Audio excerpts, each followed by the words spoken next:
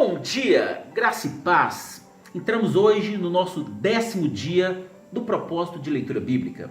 E programado para hoje nós temos Gênesis 17, Salmos 10 e Mateus 8, do 1 ao 13.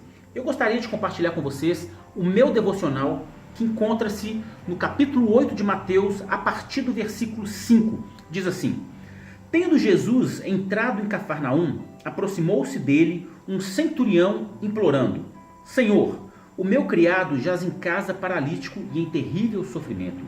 Disse-lhe Jesus: Eu irei curá-lo. Mas o centurião respondeu: Senhor, não sou digno de recebê-lo sob o meu teto, mas dize somente uma palavra e o meu criado ficará são. Pois eu também sou homem sob autoridade, tenho soldados às minhas ordens, digo a este, vai, e ele vai, e a outro, vem, e ele vem. Digo ao meu criado, faz isso, e ele o faz. Ouvindo isso, admirou-se Jesus e disse aos que o seguiam: Em verdade vos digo que nem mesmo em Israel encontrei tamanha fé. Irmãos, meditando nessa passagem, esse último versículo que eu li me chamou muita atenção. Porque aqui Jesus ele declara que em toda Israel ele não havia encontrado tamanha fé. Imagino a mãe de Jesus, João Batista, as pessoas que Jesus curou, quantas pessoas com muita fé, e Jesus disse que a fé desse centurião era maior que todas. Analisando o texto, aparentemente não há nada de anormal.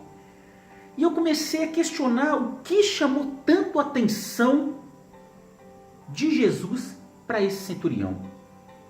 O que fez com que Jesus se admirasse a tal ponto que chegasse a declarar que nunca havia encontrado tamanha fé em Jerusalém.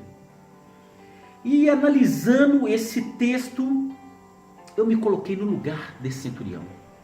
Se fosse eu, se eu me deparasse com Jesus, se eu me encontrasse com Jesus, o que eu pediria? Se fosse você, se Jesus aparecesse na sua frente, o que você pediria a Jesus? E quando eu analisei, falei, meu Deus, ele podia pedir qualquer coisa. Ele estava diante do Todo-Poderoso.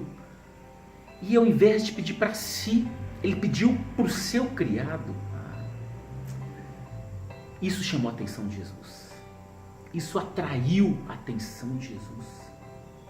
Isso deixou Jesus tão maravilhado. A atitude desse centurião deixou Jesus admirado.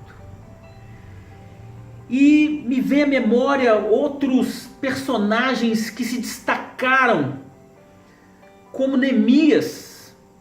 Neemias estava diante do rei e pediu ao rei pelos seus. E ele passou de escravo para governador. Salomão, o rei Salomão. Deus apareceu diante dele, pediu, pede-me o que quiseres. Ele poderia ter pedido qualquer coisa para si. E ele pediu sabedoria para conduzir o povo.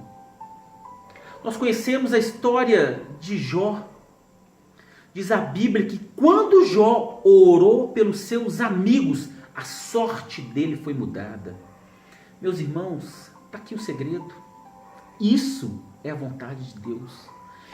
Eu entendo que se nós chegarmos a esse ponto, se nós entendermos o quanto Deus considera, o quanto Deus se admira desse tipo de atitude, o quanto nós atraímos a atenção do Pai quando temos esse tipo de atitude de clamar pelo nosso próximo, de pagar um preço de oração por um necessitado, de ao invés de buscarmos ao Senhor apenas pensando em nossos prazeres, em satisfazer as nossas vontades e nos preocuparmos com o nosso próximo, isso vai atrair a atenção do Pai a nosso favor.